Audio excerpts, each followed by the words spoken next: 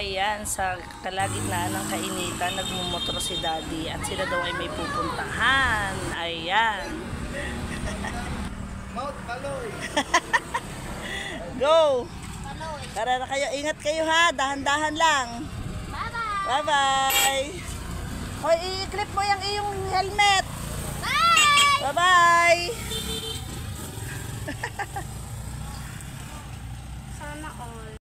And yan, nung makarating sila doon sa pupuntahan nila sa Mount Banoy, ayan, kami ay nag-video call ni Daddy at ipinakita niya sa akin kung anong ganda ng kanilang lugar na pinuntahan. Yan po ay sa Mount Banoy. Di ba nakakatuwa kahit sa video lang nakarating ako. O, ayan, kaya lang nagpuputol-putol yung kanya. A few moments later. And ayun na nga,